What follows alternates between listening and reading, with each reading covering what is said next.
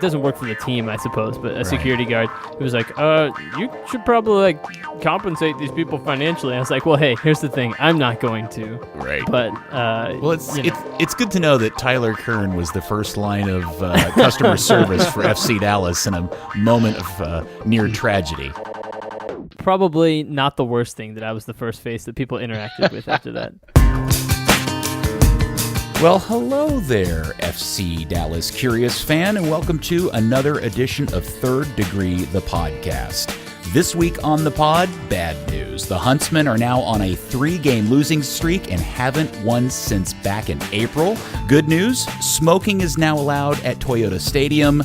And Dan Hunt teaches us a new word, but has some really weird ideas about what qualifies as a garage band. All of that and more on this week's 3DTP. Hi, I'm Peter, and joining us today is a different lineup. Dan Crook is not available, so sitting in, I'm very excited to have from the ESPN soccer show and all-around good fellow, Tyler Kern. Welcome, Tyler. Hey, Peter. Thanks for having me, man. I appreciate this very much. I'm super jazzed that you've joined us. I've been wanting to do this for some time, so I appreciate you joining our little pod since you have your own soccer show. Absolutely. I'm any opportunity to kind of just hang out and talk FC Dallas, like this is what I'd be doing with my Thursday night anyways. So this is great. Why not just record it? Do you just sit around in front of your wife and just start talking about FC Dallas, and then she starts to like glass over and you're like, shut up? Sometimes that happens, yeah, but you kind of learn after a little while. That's just how it's gonna go. But then I have some friends that have season tickets, and so we'll always just go kind of grab a beer on Thursday nights and just kind of chat about the last game and the team and that sort of thing. So it's a regular occurrence for us. By the way, for anybody listening who has never seen Tyler play soccer, can best describe him as Maxi Urruti's little brother. The thing is that I don't know that I have discernible skills besides just run a lot, and so I really try to max that one out. Exactly. I do think that's an apt description. Dude, it's way more apt than even you're probably willing to admit. It's totally true. My claim to fame will always be that I scored a goal in last year's FC Dallas media game on a pass from Javier Morales, and I definitely stole the pass from John Arnold. Good guy, Dallas Morning News writer and Goal.com correspondent. But I definitely stole the goal from him, but I will not apologize for it. And you shouldn't. And Buzz and I were there to witness this, so we can back you up. And speaking of which, also joining us, as always, founder and co-editor of ThirdDegree.net and from the Dallas Morning News, our hero and yours too, Buzz Carrick. Come in, Buzz. Hello, Peter. Calling in today from Bielsko-Biala, Poland, getting ready for the U.S.'s opening U20 World Championship game. Did Mexico win their game today? That is a good question. I did not. I totally forgot that all started today, and that game lost. Did they really? They played Italy, right? 2-1 to Italy. Whoa! Are they in a harder group than the United States? Italy, Ecuador, Japan, Mexico. So yes. Yeah, I'd say Japan tied Ecuador. Goodness. That's a tough one. And the U.S. has Qatar, Nigeria, Ukraine, and the U.S. Those are all beatable teams. Well, just to kind of refresh everybody, the last time we did one of these, it was literally minutes after FC Dallas's loss against L.A. out in L.A. on a Thursday night last week. And now we know that Dallas is sitting on a 3-game losing streak, and they have not won a game since April 20th, which was the game out in Atlanta. They are in 6th place with 18 points. That puts them 12 points away from dead last place in the West and 13 points away from first place in the West.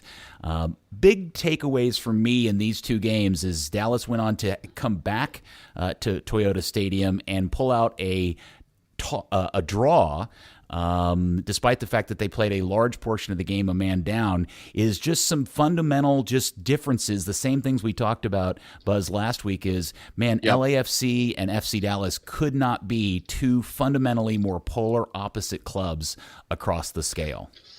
Yeah, I mean, LAFC is the new MLS, right? They're one of the teams we talk about that brings in stars. They don't have any homegrown players at all. Well, they have one, but it's an FC Dallas homegrown player, and Shaq Brewer. They actually have two FC Dallas Academy guys, which makes me laugh. Who's the other? You know, and Nikanen. Oh my goodness! Oh, don't worry about it. Name. Gesundheit. Yeah, They were not a both guy that just plays a guys lot. yeah, they were both just guys that were in the academy for a year each. Yeah. Bros? Yeah. They were not full-time, long-term academy players. They were one of those transient players that Dallas actually at the U19 level almost always has a couple of those guys. There's two of them right now, in fact. But still, LAFC's only academy guys are Dallas academy guys, so that makes me chuckle on a certain level. But they're a team of relatively speaking superstar players. They use big time, Mexican international up front guy Vela playing best game in the league, team playing the best team in the league, best game in the league. And Dallas is on a downward trend and they're on an upward trend. So both teams like to possess the ball, but obviously against LAFC, who's one of the best teams in the league, Dallas went with I don't know if you call it an Oscar Pereira style deep block and counterattack strategy, even when they were not down a man. That was their strategy. So definitely two different teams, definitely going in different directions. One is of the new style and one of a style of their own invention, which is not quite the old style, but is definitely not what LAFC is. Yeah, the thing about game one, because we tried to record directly after the game, and I didn't think to put all my thoughts together and everything, and failed to mention that Dallas didn't get a single shot on goal. They only had 2 corners, and after getting a chance to look at some of the passing charts, they didn't put a single pass into the box. In fact, I'm pretty sure they didn't even complete a pass in zone 14, which is that really important section of the field just outside the middle of the top of the box. But in game 2, the team really seemed to play a lot better. And after some personal retrospection and watching some of the video, I have to agree that Chris Penso, the referee, did not have a very good game.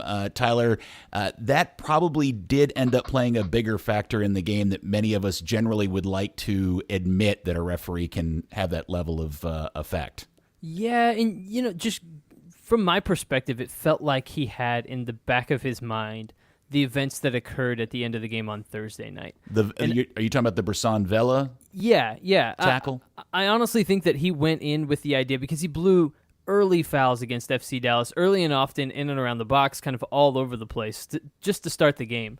And it felt like there was this idea of, okay, I need to establish authority and set a tone for this match, because I think he went in with the idea that tempers were going to be hot, that Bob Bradley had things to say after the match that were not flattering regarding Brisson and his actions at the end of the game. And I honestly think that he probably, I don't want to overstate it, but I think that FC Dallas probably had a better chance at getting 3 points. But that was certainly negated quite a bit by Chris Penso, because I don't think the first penalty that was awarded should have been a penalty on Brisson. I think that Tyler Miller should have been given a red card. I think every 50-50 call that was a major call in the game went against FC Dallas, and that certainly hurt their chances of getting all 3 points at home in a game where I think FC Dallas certainly came out and played a lot better than they did on Thursday night. Yeah, Buzz, supporting you in that argument, Bob Bradley said exactly what you just said, which is the beginning of the game, the ref turned it into an inconsistent, choppy breaking it up, and it destroyed the flow of the game. And Bradley said that after the game. So it's not just your take that was the case. It was people with much higher pay grades than us. I got several people that ask me questions, or people sometimes send me texts during games and ask me questions. And one of them, in fact, I got like 3 of these over the course of the 90 minutes, which was, what's the point of VAR if they're not going to use VAR? And, this is an interesting problem that I think VAR, not just in Major League Soccer, but across the sport has, which is fans in general don't understand that VAR is always being used, right? Like everything's being looked at by a VAR official. What's not happening is that the VAR official is making a strong enough case for Chris Penso to decide that he needs to go look at something himself on the screen. And so every time an incident happens on the field, just understand and take heart in the fact that somebody in a booth is rewatching exactly what you're watching, and then they are saying, hey, you may have missed, because this is always the part that becomes the most interesting part. Was it a clear and obvious error? Now, we could apply that to the Miller Jesus incident, which based on the angles that they were showing on television, I couldn't see a clear error than the fact that I thought two of the defenders were at least somewhere in the vicinity to have interceded had Jesse gotten around him. It wasn't until later when I watched the MLS instant replay did I realize, no, in fact, if Jesse had just been able to touch the ball long enough to shoot it, there was nobody that was going to win it. So I think those are the types of things that people have lots of questions about. Yeah, I 100% agree with that. Mainly just because I think referees are taking far too long to decide, hey, I should put my own eyeballs on this. That to me is strange, right? Just that I am a proponent of VAR just in general, just because I believe that there are calls that can be gotten right more often. So why not try on some level? But I have a problem with how long at times it takes officials to decide, okay, I want to take a look at this for myself. And to me, it feels like if there's any gray area, if you feel like there's a potential that you could have made a mistake, I understand someone's looking at it in the booth and then advising, but I think I would want to go look for myself again. Am I right, Peter, in thinking that in MLS, the VAR guys suggest it, and then the head official has to decide for himself, okay, I'll go look, or I'm not going to go look. And is it the Champions League that they're going to, or maybe they already are, where the VAR guy can overturn, basically make the decision and basically say, no, you're going to come look at this one? No, well, Champions League, the referee still makes the decision. It's upcoming in next year in the Premier League, where the VAR official is the one that's going to be making the decisions and choosing to overrule or agree with the center referee, which is a fundamental change from how pretty much I don't know any other league in the world that does it this way. It will bring up its own pros and cons and problems and all that kind of stuff. It's going to make referees more nervous and that they're going to get overruled and maybe less likely to make calls, and who knows. But I think on the whole, it'll be fascinating to see if, in fact, that doesn't end up being a better setup. After the game, I'll save that for a second. Let me just say something about Bresson, who had a really unfortunate game of very highs and very lows. He had some great moments, and then obviously was directly related to both penalty kicks, both on the aforementioned tackle that wasn't, and then later on the handball that I thought was accurately called. But are either one of you also already concerned that now that we've seen Bresson in enough minutes that he may be a Jackson-level red card waiting to happen? Certainly so far, but obviously this is a concern. That was actually one of the questions that Lucci responded to in the training to yesterday. It's in the training report I just put up this afternoon. He specifically talks about that, and he said that I assume he meant he and his staff, but he sat down with Bresson and had a conversation with him. And they are collectively, including Bresson, working on that and trying to curtail his more aggressive instincts, because he does come from a place where it is a little aggressive. They tackle a little harder. So they're trying to rein in him a little bit, but they think that, that aggressiveness is okay. They just got to channel it a little bit. Well, beyond the aggressiveness, it was also him dribbling into no man's land out of the back that led to the giveaway that eventually ended with Matt Hedges taking down Carlos Vela right on the edge of the box and picking up a red card.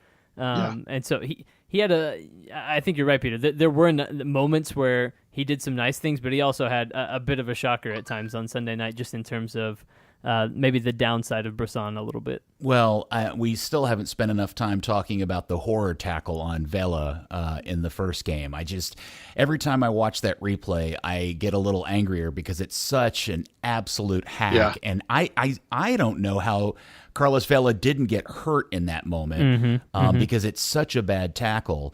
And the fact that it wasn't even given a foul, much less a yellow or a red card, I find interesting. And I also do wonder, now that we've seen some of him, and I think we've all heard the story about, him departing Gremio and the fans turned on him in the Copa Libertadores game where he committed a handball that allowed, I guess, River Plate to score and advance in the tournament. But I wonder if the real story is that was kind of like the straw that broke the camel's back kind of thing with the Gremio fans, that maybe that handball incident was just the end of a collection of what we've been seeing over the last few weeks with Bresson. Yeah, in that particular incident, it's not just a handball. He actually gets up and makes contact with the ref, and so that was a whole like hot-headedness, explosiveness, and that's for sure like his downside. Well, as we always say a lot of times about players that have high quality, if they end up on an MLS, there's probably something that's wrong with them.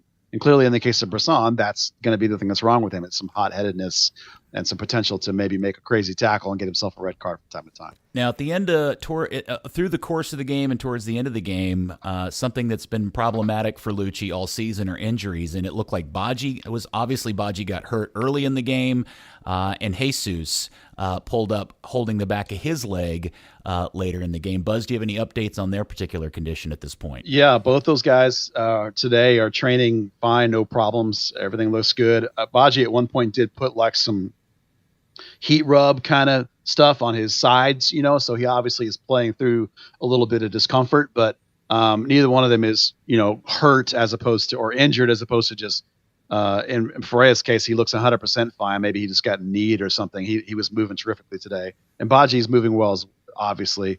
It's just perhaps a little uncomfortable. And since we're on injuries already, Grezzo is back and trained 100% on Wednesday. He's good to go. Barrios cleared percussion protocol, so he's good to go and he's fine. Acosta's got a little bit of like Badji, a little bit of just soreness of grind of the season, but he's actually fine and can play too. So they're about as healthy as they've been in a while, except for Coleman had a little bit of a setback, and they're working on building some muscle around the knee on him to make him feel better about lateral movement.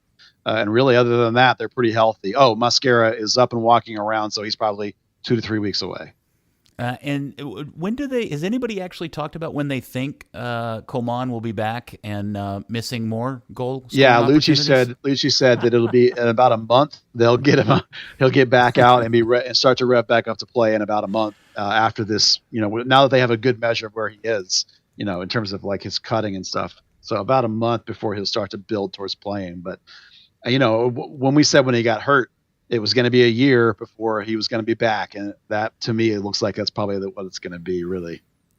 And since we're talking about Coleman, we will shift quickly to the Eastern European version of Christian Coleman, Andresnik. Now, Buzz, I know you feel like you've dogpiled a little bit, so I'm going to give you an opportunity to sit this one out. Tyler, sweet. Can you please explain to me why anybody is surprised that he turned out to be largely ineffectual as an MLS quality striker? I think one of the things that has been very interesting to me about just the more that I've interacted with FC Dallas fans in general is that there's always this belief that there's this player that the coach just doesn't believe in enough that will somehow come in and save the game.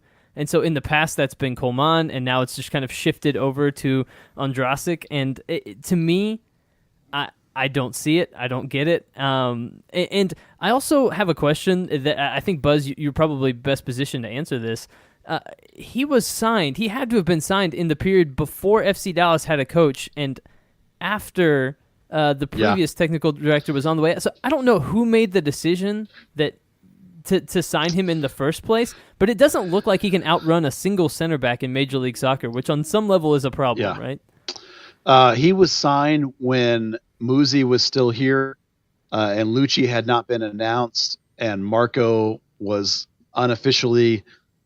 So if my understanding of all the tea leaves is correct, essentially it was a 4-person decision between Chris Hayden, Muzi, who was on his way out, Lucci, who wasn't officially the coach, and Marco Ferruzzi at the time. That was those 4 people were. Now, who scouted him specifically and who specifically said, that's the guy? I don't have an answer to that question, but those were the 4 people that were involved at the time. Well, I'm making Dan Hunt, obviously, and Clark eventually too. Yeah, well, I'm making a pod rule. We will no longer refer to Andresnik by his nickname because Cobras are fast, sleek, and deadly, and he is none of those things. The garden snake. He's not a snake at all. He's a garden snake.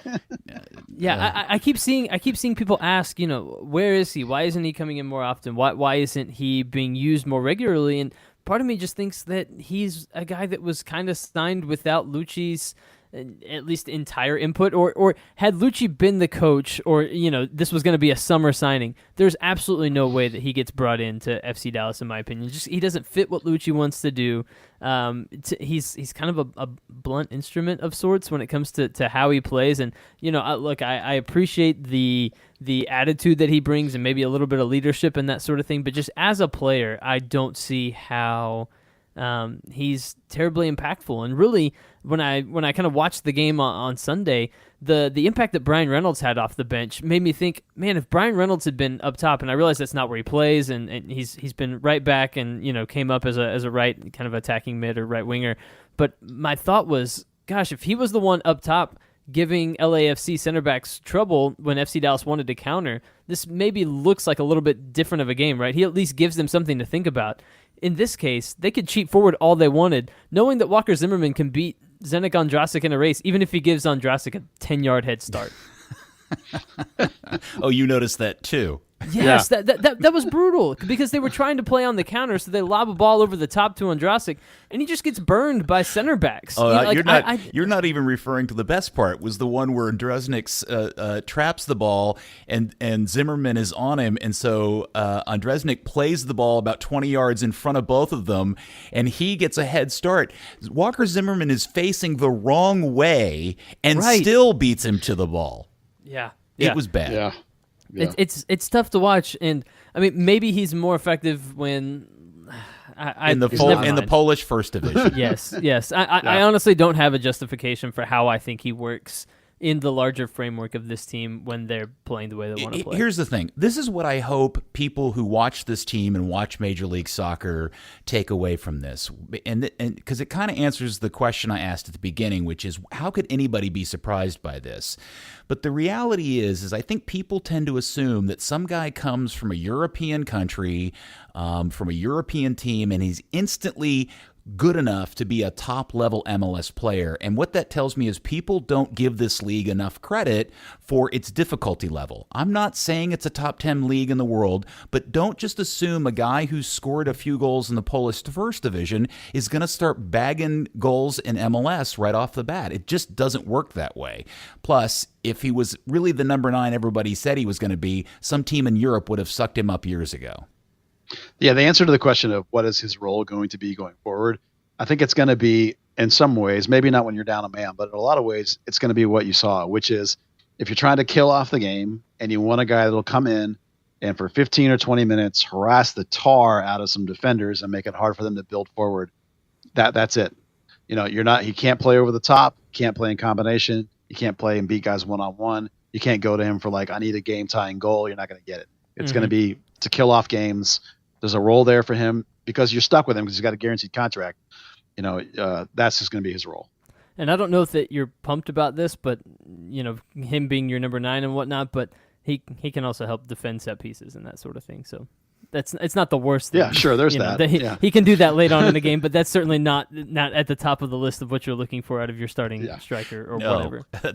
That's like number 18 on the list of things I want my number 9 to be able to do well. Exactly. So as I mentioned earlier, this is kind of the low spot of the season for the club, and obviously this coincides with roster issues dealing with injuries and call-ups and so on. But I do also feel like we're also seeing a byproduct of having a really, really young head coach. And I've talked about this a lot, and I don't mean it to be like a drag on Lucci, but it is something that I think if you really were paying attention at the beginning of the season, these are things that you can expect out of a guy that's never done this before. And one of the things that I do find a little bit annoying, and maybe this is just me personally, I'm interested in y'all's take on this, or maybe you haven't even noticed it, but after these losses and some of these poor results, Lucci's kind of verbal reaction is, hey, this is a lesson, we're going to change some things in training, and we're going to get better.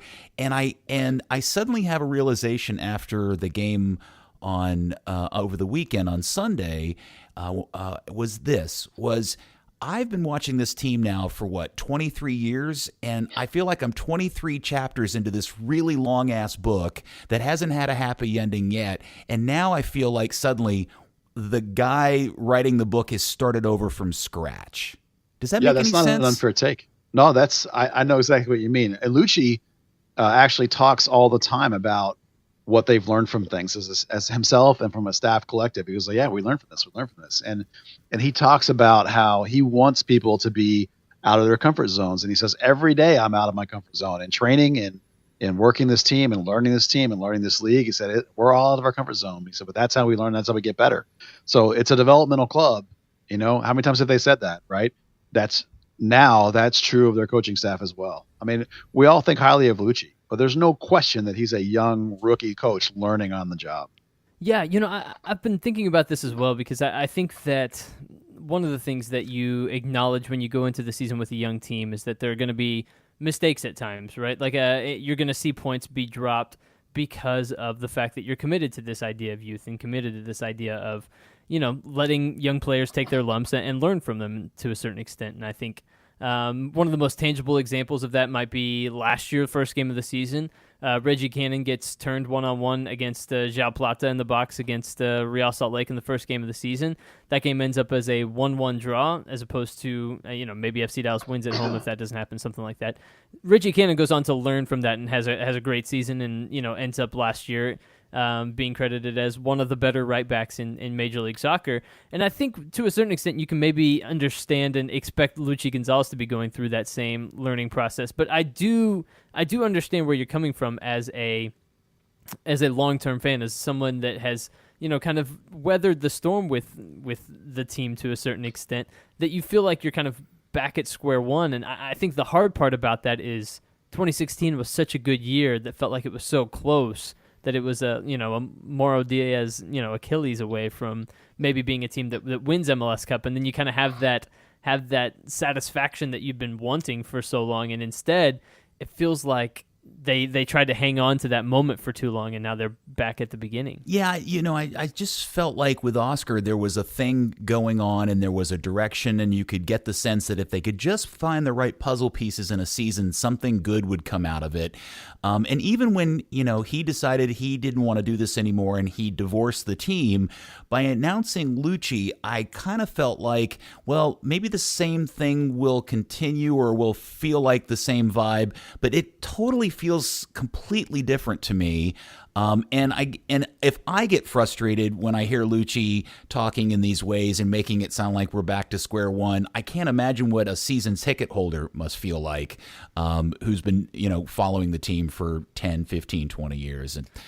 And Well, I kind of want to push back a little bit on that because to a certain extent, I think that the cycle under Oscar had kind of run out. I thought they were making ill-advised moves because they were still operating as if they were one move away from winning MLS Cup, which I think the last two seasons showed that they really weren't one move away. They really weren't just a number 9 away from being an MLS Cup team in the way that other teams around the league were competing for titles. And I think that in doing so, Oscar began to neglect or maybe ignore some of the players that could have been contributing. Like, I don't think that we've seen how good Paxton Pomykal has been early on in the season. I don't think that he was not ready to the extent that he couldn't have contributed something to what was going on here last year. But I think in Oscar's mind and in the team's kind of larger mindset, they still thought, hey, we're this team that should be competing for MLS Cup, when I just don't know that was the case. And I kind of think that time had run out and it was time to start that new chapter, as frustrating and as painful as it might be to kind of feel like you're going back to the start. I don't think that under Oscar you were ever going to get Jesus playing game in, game out, or Paxton kind of having a breakout season. It felt like that really wasn't ever going to happen again under Oscar. To me, yeah, and that's exactly why we have Lucci as a coach. There was that article that was, I think it was on The Athletic, that was last week about Pomykal, had that really telling quote where they were talking about, or I can't remember whether he's talking about Lucci or whether somebody else was, but they were talking about how very specifically when Lucci sold himself to the team, what he sold was, I know these guys already. I've already spent 4 or 5 seasons with them, these kids that you want to bring along. I'm the perfect guy to bring these guys into and along. So we ended up with Lucci because of, as you say, this very same idea that it was time to rebuild, and the Hunts have doubled down on the academy. We all know that. So that's where we are. Yeah, but I would tell you the pessimist, and I'll go ahead and raise my hand and say that I'm the guy. That Can't to confirm. Me, well, that to me sounds like we got a guy that will do it the way that follows a model that helps us accomplish two things. It helps us become a selling club by growing our own and making money off of guys that we grow. And two, we're not going to have to bring in a coach that's suddenly going to look at us and say, hey, you've got to go out and sign $1 million players. Because I've always said I believe that's the big reason why Oscar decided to leave, was because he realized the only way he was going to win was different than what his bosses wanted to do as a business model. And he just recognized that, and as much as he loved the club, he realized he needed to go do something somewhere else. Well, I know you say that, but having had 4 months of conversation with Oscar before he did it, I can tell you that that's not why. The why was that he felt that he had plateaued as a coach here, and he wanted to challenge himself in a league that was a hot cauldron of insanity. And hence, specifically, he mentioned he wanted to go to Mexico. So I know, maybe part of that is the plateau, is the fact that he was not going to get big time players. Maybe that's part of his growth as a coach. But the reason he went to Mexico is because of the insanity of it, and he wanted to prove himself at that kind of intensity. I'm hard pressed to believe there's a scenario where Oscar thought he could get the players he wanted at whatever the cost to win the cup, and then still decided he needed to go someplace else. It certainly could be a factor. It's just not what he and I personally talked about, for months. That wasn't what he never was complaining about. I take that back. He did talk to me a little bit about the inability to get the kind of frontline player that he felt was necessary to really challenge inside the league. Now that you bring it up, I will say that for sure was a topic, but most of it was about the personal challenge. It is interesting to me, right? Regardless, I think sometimes we get very maybe hung up on the reasoning behind why the ownership group wants to build the way that they do. But the fact of the matter is that maybe I'm not trying to put a rosy spin on this, I suppose. But if you have an idea of what you want to be as a club, then you're going to hire a coach that fits that idea. I completely agree with you. And I'm not saying it's right or wrong. I'm just saying that the moves that the ownership group makes, I think, are reflective of how they choose to run this business. Mm-hmm. The fan base or a ticket buyer can decide if that's the right or wrong way. Yes. I 100% agree with that. Now, I've been more excited to watch FC Dallas this season than I was last year. Mainly because, to me, it's been exciting almost to turn that page and to see Jesus playing game in, game out. I mean, last year, he has 4 goals. He's halfway to the total scored by the 2 guys that led the team in goals last season. I think Lamar and Urruti both had 8 last year and led the team. So Ferreira already has 4, so he's already halfway. To me, I get excited about seeing guys like that.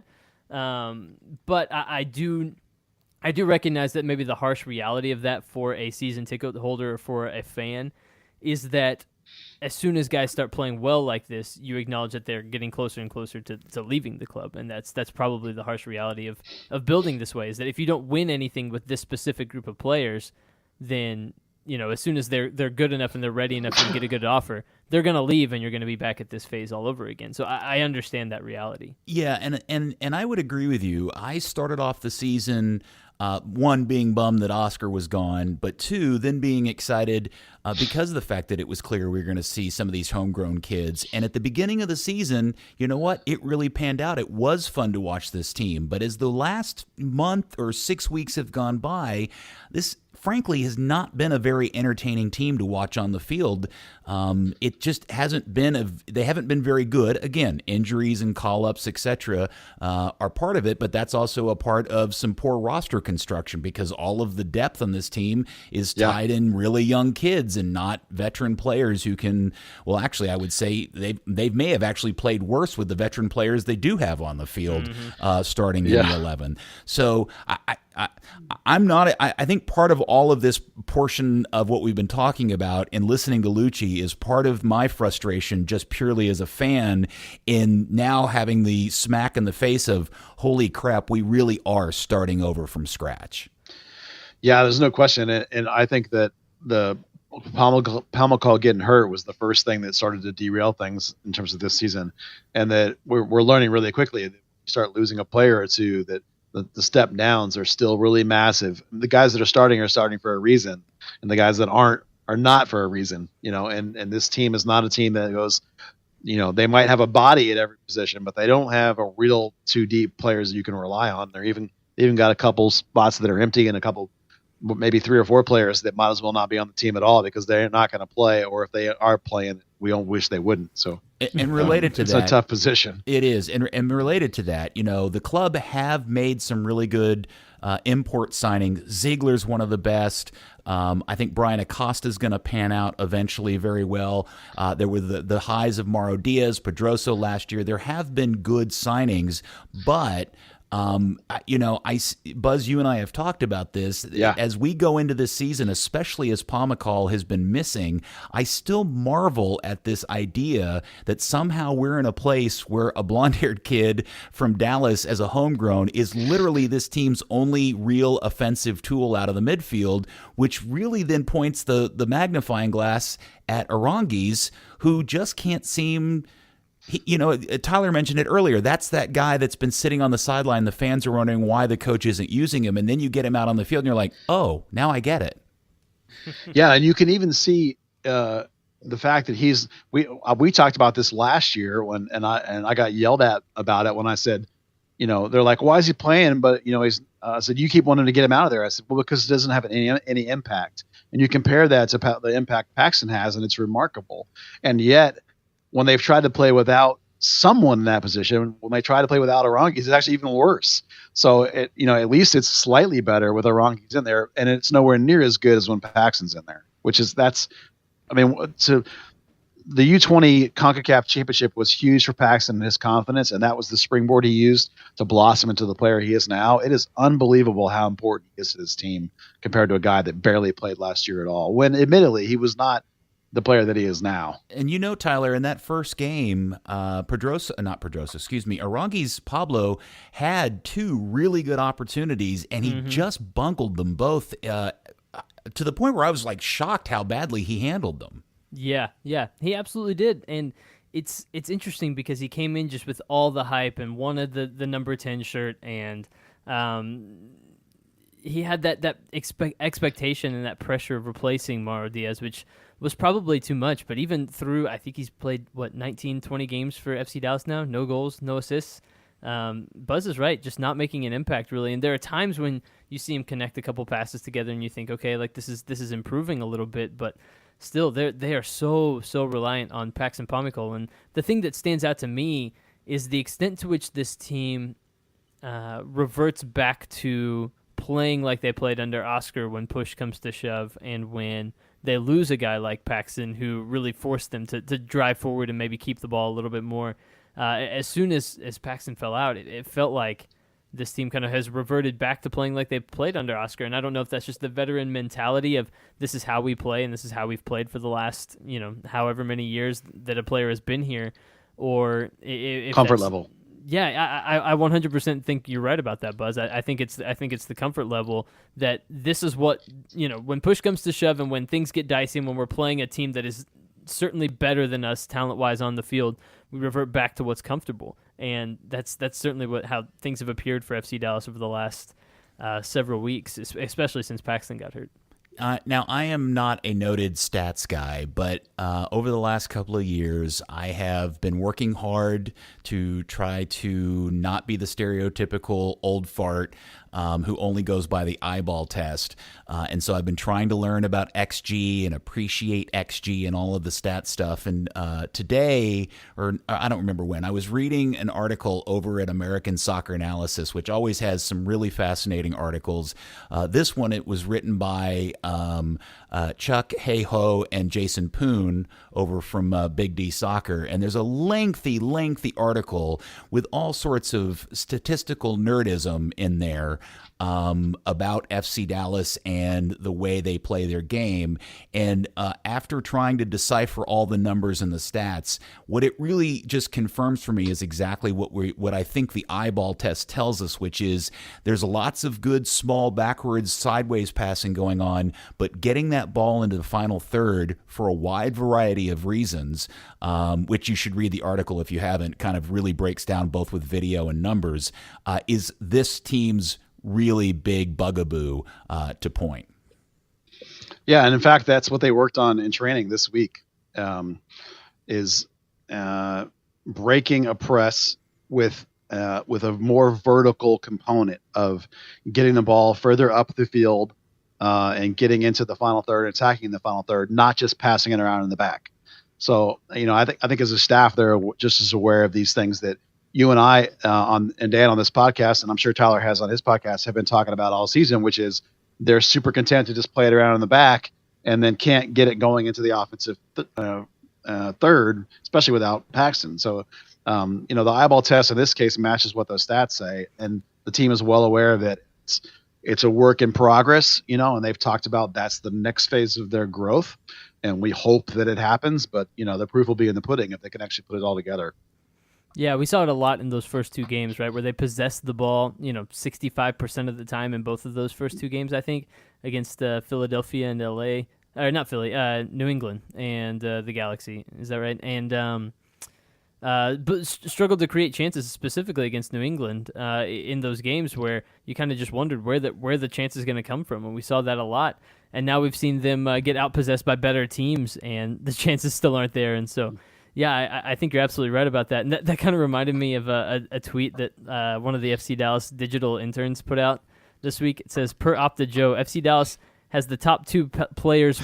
Excuse me. Have you seen this tweet? Yes. Yeah. Yes. It has the top two players with the most successful passes in a team's own half. Reto Ziegler is first in MLS, and Matt Hedges is second. Speaks volumes to how successful Lucci's team has been as far as possession and build-up goes. Yeah, we've discussed this at great length in our chat group. It's the wrong conclusion. Yeah, like a good stat. I just disagree with the interpretation of that their statistic, and I don't want to hammer the kid or whatever. No, that's we've that's talked not the goal. We've talked a lot about the fact that they're essentially first in possession in their own half of the field, and they're dead last in possession in their opponent's half of the field, and that speaks volumes about what's going on. And what's really interesting, and again, this was one of the stats that the article brought up, and I'll give it to Buzz to tweet out at Third Degree Net on Twitter. Was the fact that the amount of possession and number of passes per game that Dallas has done over the course of these 10 weeks, it literally they draw it out as a graph, and it's like a downhill slope. And what is an uphill slope for the most part is the amount of pressing people are doing against Dallas. And Buzz has been talking about this a lot lately, that it's very clear that the league has figured out how to beat up on Dallas, which is, dude, just press them high. They're not, they haven't quite yet figured out how to beat that very well. Yeah, I specifically asked Lucci at training today. I said, would it be fair to say that if your penetration is not on, that you'd prefer to reset? And he said, absolutely. We want to reset 100%. But we've gotten in trouble when we're too deep and we try and reset and we get intercepted and we get beat because of that. So he said, we're trying to work that balance of getting the ball further up the field and not having it be all in our defensive end, having it be more in the midfield sort of area and try and not always reset. Sometimes we have to say, a reset's not right now. We need to, as he say, rondo it forward, which to him means those little triangular passes, that little ping, ping, ping, ping that Dallas does. And that's what they worked on today specifically. So, they know it's a problem, and it's at least they're trying to address it, and Lucci's trying to address it. Well, and Peter, to your point, people were very surprised in the press box and after the game, just in who I talked to, about the result against the New York Red Bulls a couple of weeks ago. But I don't think it should come as a huge surprise, even though it was a New York B team, really, that came to Toyota Stadium and beat FC Dallas. Because, as you said, playing out of the back and being pressed has been FC Dallas's weakness. It's how you beat them right now. And you mean to tell me that the team that's been the most prolific pressing team in Major League Soccer over the last 4 seasons came in, and a team that's their major weakness is being pressed, and that was the result, is that FC Dallas lost at home. Yeah, like that's not terribly surprising to me when you think about it. Yeah, and I guess if you wanted to think there was a silver lining out of the 2 games, was that Dallas did play better at home against LAFC, despite being a man down. Although, man, that there were points after Hedges' red card where it was just wave after wave after wave. Yeah. Because they just couldn't, they couldn't put anything together to retain the ball. But credit to them, they got the point in a worst case scenario. And if you just want to feel good about something, at least that's something you can grab onto. All right, now the other thing. Before we leave that game, can I tell you a story of something that happened in the press box? I love a story. Okay. It's easily one of the crazier things I've ever seen happen at an FC Dallas game. So I'm in the radio booth, and for those of you that haven't seen kind of how the press box setup works, I guess, is there's a very thin little window that allows the radio booth to kind of look over into the next booth over, I suppose, which is typically where a couple of people from the FC Dallas organization sit and watch the game, and they kind of observe and take notes and that sort of thing. I'm not going to say who it was, but in that box and the home game against LAFC, they had a window open and two cameras were filming either end of the field. So it's MLS's stuff. They come and they set that up for every game, and I think they're doing some kind of tracking data and that sort of thing with the cameras. That's not really the point. The point is that a couple of members from FC Dallas's higher level staff are sitting in this booth next to where the radio booth is, and when Hollingshead scores the goal for FC Dallas to go up 1-0 on LAFC, they jump up to celebrate, and in the process, one of the guys, in the process of raising his arms over his head, punches these cameras and knocks them out the open window. Yes, knocks them out the open window, ripping the cord out from the computer. It actually snapped the cord. The cameras fall all the way from the press box, all the way down in front of the club, and they hit the ground. Like they fall all the way out of the press box and onto the seats. They miss hitting people in that back handicap row, like by. I mean, I'm talking like 6 inches or so. Oh, no. It was the most insane thing I've ever seen. So, was anybody hurt? Nobody was hurt. I saw it happen. Looked over, made eye contact with the guys in the booth next to me, and then ran out and ran downstairs to go grab the cameras, because I'm like, someone's got to go down there and do something, because everyone was kind of just paralyzed by the moment. So I run down there, say hey to the people and kind of apologize and kind of explain what happened and where these cameras have all of a sudden fallen from. No. And just kind of say, hey, sorry. And so I made sure that an FC Dallas usher kind of took their names and passed it up to his higher-ups and that sort of thing, so that the people that were almost hit by falling cameras from 20 feet up in the press box were hopefully compensated on some level by FC Dallas for their near tragedy. But so I ran down, got the cameras, brought them back up. I snapped a picture of the camera. They set them back up, and I guess they still worked. I don't know, but send me the picture of the cameras. We'll make it the show photo. Okay, that sounds good. But that's easily one of the more insane things I've ever seen in an FC Dallas game. Was cameras getting knocked out of the press box and almost hitting people on handicap. I mean, the woman that it almost hit was in a wheelchair. Like that was as close as you can get to very, very bad situation. That's what it was. You know that phrase that's so Spursy. Yes, if that had actually hit a handicapped woman sitting in a handicap section and injured or killed her, that would have been the most FC Dallas thing ever. Yeah, it's just wow. That's actually a really probably apt way of putting it. But I couldn't let us leave the section of talking about the games against LAFC without telling that story from the press box. You have earned your pay for your show appearance fee with that story alone, Tyler. Congratulations. That's awesome. Sweet. Yeah. Now, I do, before we move on to previewing the game this weekend, I do have to bring up the I know he's trying, but I can't quite put my finger on all of the things that is going on with Dan Hunt in his halftime video with Gina Miller. The two of them together, and these is just the most wheels-off halftime interview. Gina Miller, it's almost like she's hosting one of those local television morning shows, and they're doing like a recipe with a cook or something. That's kind of that whole presentation style going on. Bless her heart. And Dan, who he's like he's just so disheveled, and it's a weird scene. But I have to give him credit, because after the interview, I was convinced he had made a word up. And I looked it up, And I'll be damned if he didn't actually use a really high-level word, and he used it accurately, effectuate. I had never heard that word before. Had you? I don't know that I have. Buzz? No, I would have used the word efforting in that position. I can't remember the sentence, but he used the word effectuate. It's a real word. He used it correctly. Kudos to Dan. You taught me a new word, and I apologize for questioning you. But I do, before we get into the cryptic promises he was making in this interview, I do want to point something out. I really wish somebody would point out to Dan Hunt that neither Guns N' Roses or Pearl Jam were ever garage bands. So please stop using them in that analogy about North Texas SC. He loves that analogy, but they were never garage bands. Use the Trogs or the Ramones or 13th Floor Elevators or somebody, but stop using Pearl Jam and Guns N' Roses as a garage band. They neither stylistically, genre, or in their origins. Reality-wise, yeah.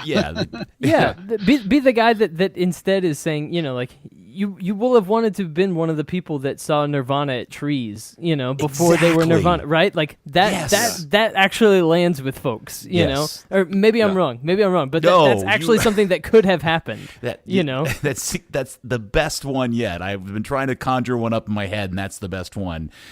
You were there the night Turner punched Kurt Cobain in the face. I'm a little older. I was thinking of the example of Stevie Ray Vaughan coming to College Station and playing in a pizza joint with 10 people. That's even better. I'm totally with you. Yes. I'm completely with you. Yeah. Now, I will say this. Dan, in his own weird way, is pretty good at teasing the audience because this is not the first time he has hinted that something significant is about to happen, likely with Bayern Munich come this summer. He's talked about their open international slots and the fact that they've moved some pieces around and the transfer window's about to open. What are we going to get by the end of July? Well, today I said, "Are you down with Tolucci?" I said, "Are you down with Dan Hunt's statement that you're going to have multiple impactful players come in this summer?" And he, in a panicked voice, said, "Multiple." So I think he was, half joking, but I mean, they 100% for sure are clearing the deck to at least sign one person. Maybe two people. Maybe one of them might be somebody internal coming up. I don't know. Somebody in this organization is actively working to get something done. They're making all the moves to happen. The only thing we don't know is, and maybe they don't even know who it is yet, because, we're not quite to that window yet, but they have a few weeks to figure it out. But they are convinced, all coaches, all ownership, all everything, that somebody is coming. The only thing we're going to have to see is, how good is their new scouting setup? How good are they at analyzing tape? How good are their connections? Because this is a completely new leadership. No one is left over from the old group in terms of bringing in players. So this will be the first big salt test of how good their new scouting system is. Tyler, do you think there's any chance it's a name player from Bayern Munich that's just retired or gone out of contract, like a Ribéry or a Robin or a Mueller, anybody like that? Is there I just don't see that happening, right? Like, first of all, both of those guys will easily have high money offers from China that just immediately price teams like FC Dallas out of it, right? Like, they would have to be getting they're out of contract with Bayern Munich, so it's not even part of the agreement to get a Robin or a Ribéry or something like that. So I just don't see any way that's what's happening. Like, if it's anything, it's probably a Bayern Munich under 23 player or something like that. I mean. I honestly just don't. I don't see it being a player that is an established Bayern Munich player or anything like that. I just can't. I can't fathom that's the case. If I had to guess, I would say that they're probably gonna grease the South American talent train again and try that once more. But that's just a guess. I love that. Fantastic. I appreciate that. Feel free to use that anytime.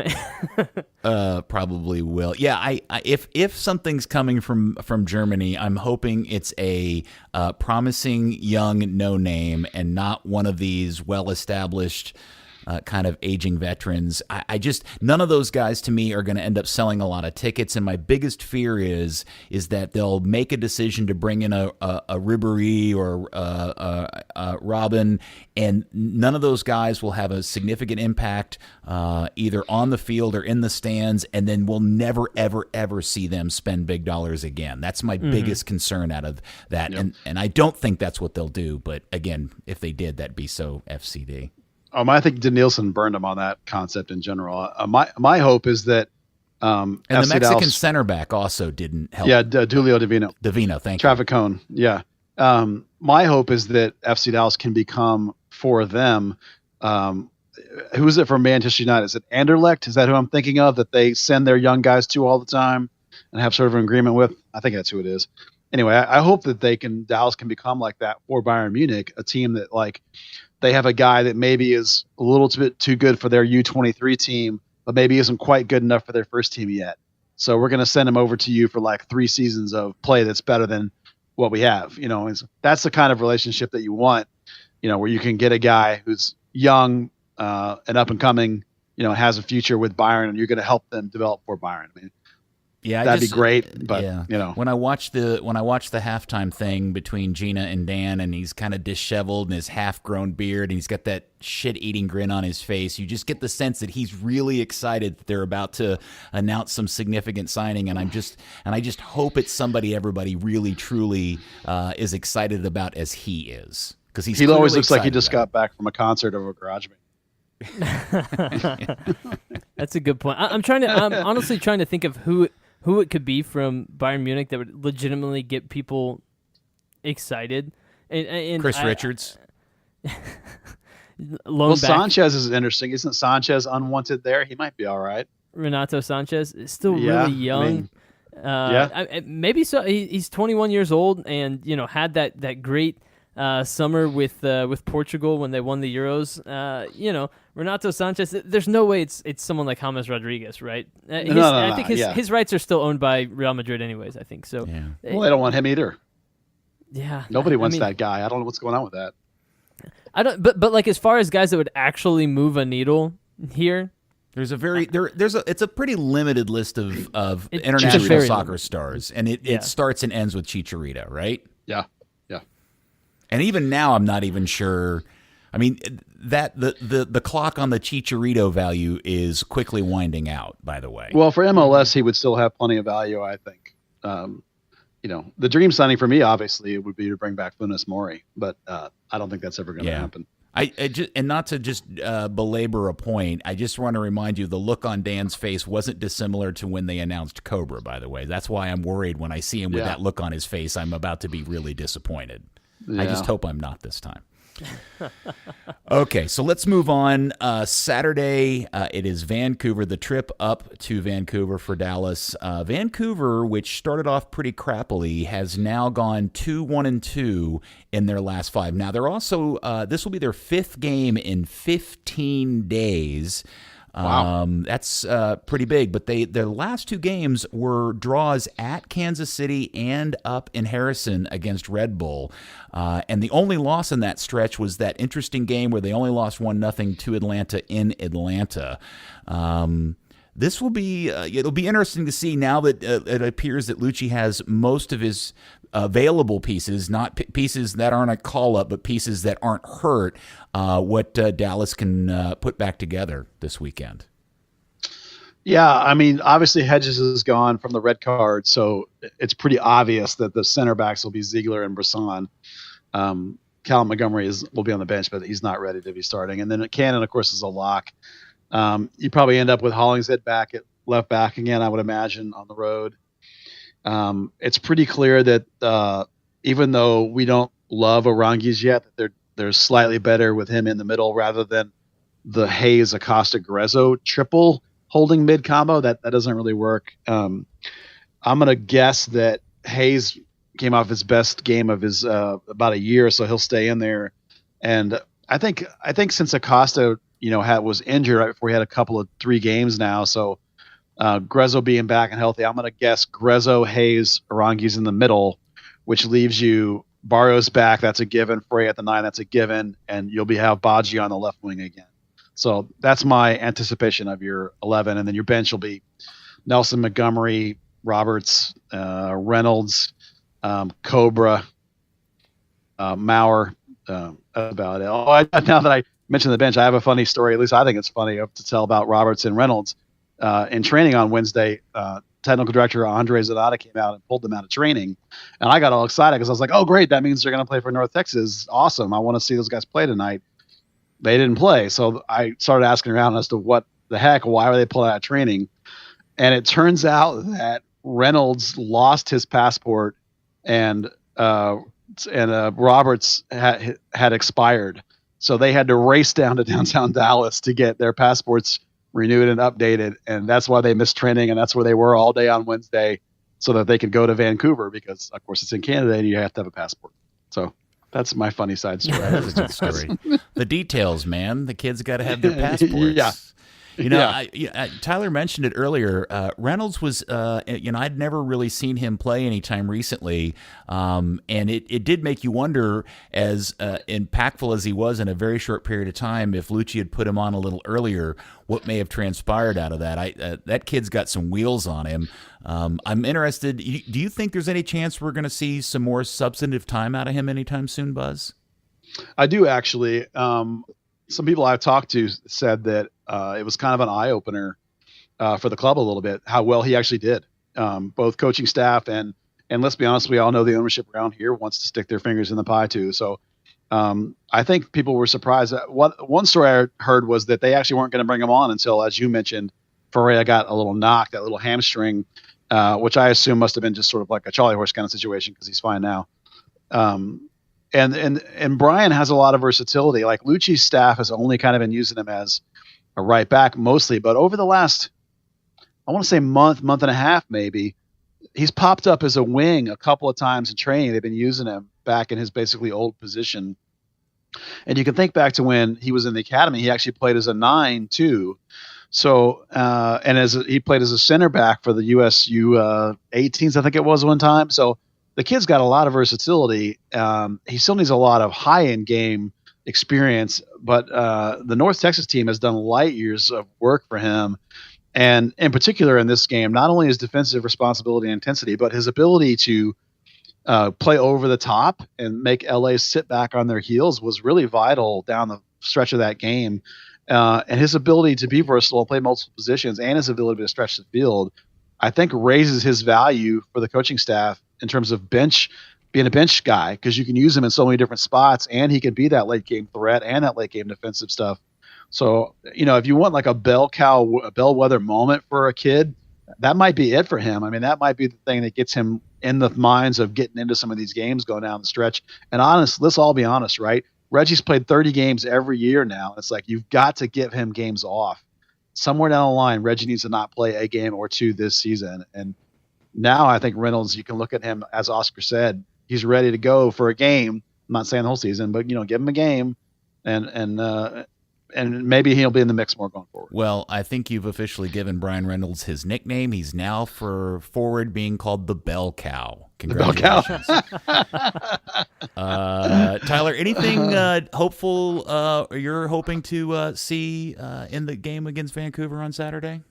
That's an interesting question. I mean, I would like to see Arungi's actually impact the match. Maybe I'm still holding my breath about that. But the lineup that Buzz rolled out is pretty much exactly what I'd penciled in as I was kind of thinking through things in preparation for this. I would like to see Brian Reynolds off the bench again, if at all possible.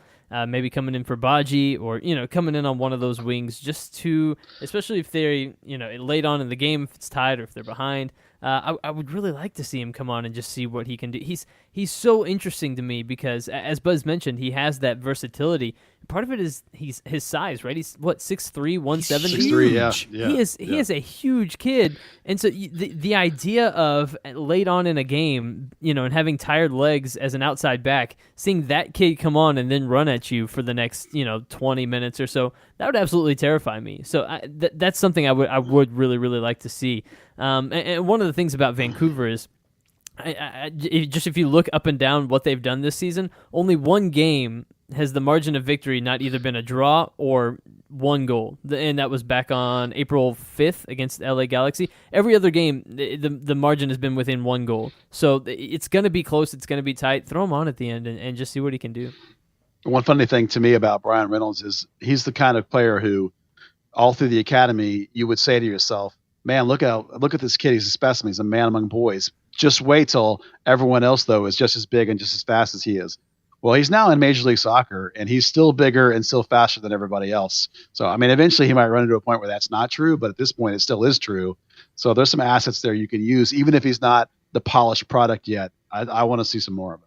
Peter, does he not, on some level, just kind of when you see a guy that's kind of that tall and lanky, almost remind you a little bit of like of either like Marcus Rashford or something like that, just because of the speed? Yeah, he's probably not as thick. Not as polished. Physically, he's still pretty skinny. Looks like he could put on some muscle. And obviously, he's not as polished as that, but as a Rashford is. But, I just saw the same few minutes that everybody else witnessed on Sunday, and I just thought, hey, you know what? That wasn't a bad performance, and I'll be damned if he had just had a little more composure. He may have actually won that game for Dallas on that last little scenario that happened in LA's penalty area. So, I think we'd all love to see more of him. He's still just 17 years old, and he's been a professional for 3 years now, and 3 years, just 17, yeah, it's pretty amazing. Now, speaking of 17, the North Texas Soccer Club juggernaut continues to power on. They remain. Am I saying this right? They're undefeated, Buzz. Yeah, they have not lost a game. And they mowed over Forward Madison last night with a 3-1 win, which, again, this is like the, second, third game in a row where they're playing essentially NTXSC's B team. Yeah, they have the last couple of games they've had no first-team FC Dallas players because FC Dallas is so thin right now. And they're rolling out 4 or 5 academy players, complete amateurs. They got a 17-year-old kid starting as their playmaker. They got Pepe's 17. They got kids all over the field. Like the oldest player they use is 22, and that guy hasn't played like the last game or two. It's like everyone is 20 or down. 19, 18, 17, 16 years old, and they're just wiping the floor with this entire league. Tyler, you've been soaking in any of the under-23 team? Or whatever you want to call it. No, I've loved watching him every chance I get. It's been a blast, and like I said, I get excited about kind of that next generation thing, and I've always kind of been that dork that when it comes to baseball loves to know what's going on with the farm system, or so that's kind of always been a mentality of mine. So it's exciting to watch them, and I actually have a question for Buzz. I'm curious how it would work. And I can't remember if I've asked you this or not, but if FC Dallas gets super, super thin, say it like center mid or something like that, during Gold Cup and under 20, and if whatever overlap occurs kind of as all of the chaos goes on over the summer, can they bring a guy into the FC Dallas first team that is just signed to North Texas SC? Do you know how the mechanism of that would all work? Yeah, if you want to bring a guy up for the rest of the season, it would just be like you would sign anybody else. Whether you loaned them for the whole year, whether you signed them as a discovery for the whole year or whatever. If it is an academy kid, it would be a homegrown contract. And if it's not an academy kid, it would just be a normal contract like you would discover anybody else. That's for the whole season. The harder part is if you want them for just a game or two. Obviously, let me first say the U.S. Open Cup, that's easy, right? There's really loose rules there. You can just play basically whoever you want to. But if you're talking about an actual MLS regular season game, there's a rule called the hardship rule that has to do with how many players you can roster.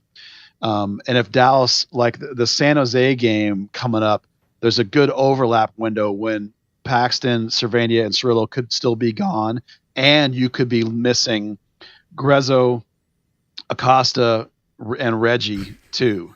So that, and with some injuries, hilarious scenario. Yeah, you might actually be it's a hilarious scenario where you can't even field 17 players to fill your bench up, 18 players, excuse me. So in that scenario, you can sign a player on a hardship loan, which means just for a game or two. So then you could loan somebody from North Texas to that team, just as you could from any actually team in MLS or anywhere in the world if you wanted to. If you could work a deal for just a game or two through this hardship rule, because otherwise MLS is not like baseball where you can just option a guy up and down. You can't really do that. It's like it's either got to be the hardship or it's got to be like a permanent rest of the season kind of deal. You could, and in this case, if you didn't have a roster spot available, which they have too, if you didn't have one, you could put like a player on the IR for the end of the year, and then you could replace him, in that kind of scenario. But in this case, that doesn't matter because Dallas has 2 open roster spots. So if they wanted to bring up, let's say, for the season, Pepe or Jota or Arturo Rodriguez, somebody that they said, we're going to keep you the rest of the year, that's real simple. Mm-hmm. The complicated would be can I borrow Jota for a game? Then it gets a little bit into that dicey hardship rules. It can be done, but it's much more complicated situation. So those are your 2 scenarios, basically, how you can do that.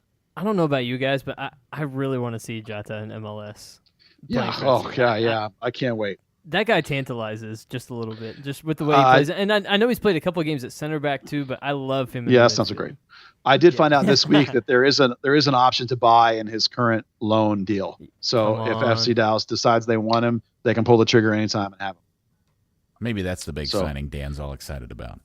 Well, I think there is a chance that among the moves this summer is to bring up a player for the rest of the season.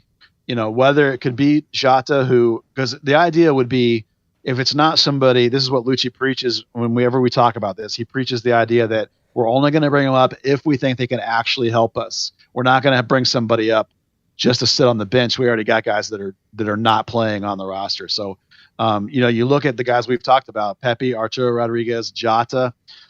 Those are probably the 3. Maybe Dante Seeley, but he's already on your roster, so that doesn't count almost. You just reverse the loan in his case. So maybe there's a chance that one of those guys could come up for the rest of the year.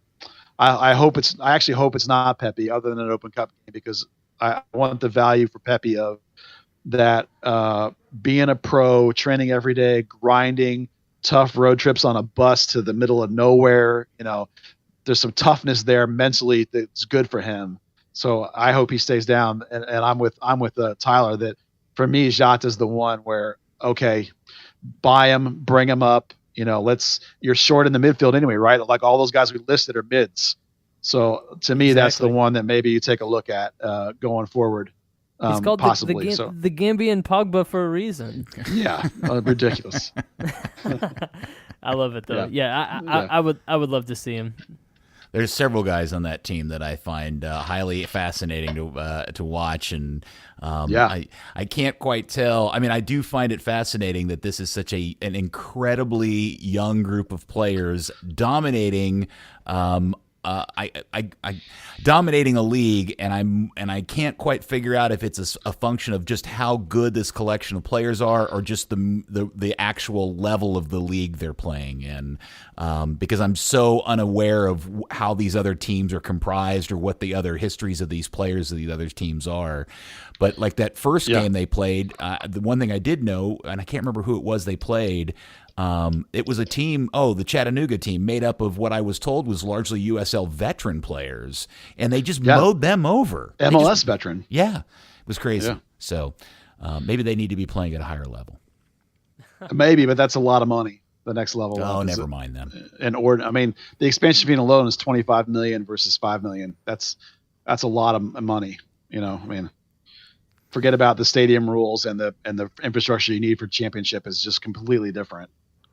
Well, FC Dallas. I'm sorry. Go ahead, Tyler. No, so I wanted to ask, Buzz, if I could guarantee that tomorrow all of the minutes that have gone to Cobra up until this point in the season and going forward would go to Pepe if he were to be brought up. Let's just say Cobra no longer existed and Pepe just gets all of those minutes. You would still rather have him play for North Texas? If he could have had all those minutes, because Pepe right now is better than Cobra, in my opinion. Oh, yeah. He's already better. For me, just the overall mentality of the team and what they want to do going forward and the player that Pepe already appears to be, I'm sitting there saying that they're wasting time having Cobra on the field with this kid playing down in USL. The difference would be that Cobra's minutes are all late game, pretty much, right? And Pepe's going to start essentially every single game he's not with the national team. So it's those 90-minute plus grinds. It's the even worse travel than MLS. It's the fact that with that team, he's the key attention, from the coaching staff, from the trainers. It's the learn to take care of your body. It's learn to be a pro, grind and get in and out, mental toughness. So for me, that's all the reason. So, I mean, don't get me wrong. If they call him up tomorrow, I'm ecstatic. Take all of Cobra's minutes and give him to Pepe. I'm on board. Right. Let's do it. But I just think in terms of if I'm thinking 10-year career, whatever it's going to be for that kid, 4 more months with North Texas are better than 4 months of garbage minutes with FC Dallas, because he already trains back and forth. Almost once or twice a week he comes and trains with FC Dallas. So the coaching and the training's there the same. The difference would be the loss of the minutes, actually. So I'm good keeping him down. Well, I'm just going to point out, one, Tyler has scored more goals inside Toyota Stadium than Andresnik has. And two, both of you will be receiving a fine for violating aforementioned rule earlier in the show that we're no longer referring to the nickname. It's Andresnik from here on out. The Garden Snake. Yes. Yeah. Both of you are going to get fined heavily for that. I want to make a prediction for the Vancouver match real quick that Hwang Mbom, the player for Vancouver, have you watched any of that kid play? No, I haven't yet. He's very interesting, 22-year-old South Korean player. He's very good, but he will earn a yellow card on an FC Dallas player at some point. He'll get under an FC Dallas player's skin. Somebody in the midfield. I'm gonna throw that out there. He's maybe even Bresson. He'll draw a yellow card on Bresson in this game. That's my prediction. All right. There you go. Well, very good. Just keep an eye out for it. Well, all right. So FC Dallas and the Huntsmen travel up to Vancouver Saturday, 6:30, I think the game is, and it should be on Channel 21. Am I correct about that, guys? I always forget to look. 2 seconds. No, I wrote it down. So no, it's 6 p.m. It's 6 p.m., not 6:30. 6 p.m. on Channel 21. And the good Steve Davis will be there for sure. That is, by the way, that's Tyler's partner. By the way, Tyler, if you don't know who Tyler is the co-host of the ESPN soccer show on the ESPN radio station here in town, 103.3. Mm-hmm. Yeah, that is correct. I had to pull that one off. So, and he's very good at that. So go check him out if you haven't. And they also put that up as a pod as well. So, All right. Well, thank you again, Tyler. We appreciate you joining in. Hopefully, you'll come back and do this one more time, some other time, or many times with us. Anytime, guys. Anytime. It was a blast. Excellent. Buzz, thank you very much. And thank you, good FC Dallas fan. And speak to you next week on Third Degree, the podcast.